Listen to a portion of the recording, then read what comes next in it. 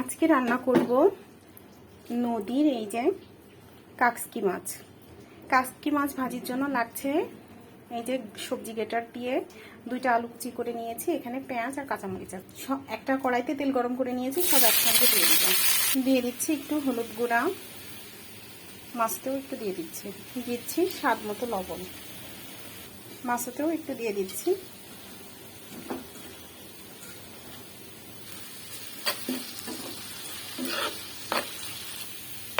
পেঁয়াজ আলু আর কাঁচামরিচটা আমার ভাজা হয়ে গিয়েছে, যে আগে থেকে লবণ হলুদ দিয়ে মাখিয়ে রাখা মাছগুলো এখন দিয়ে দিব।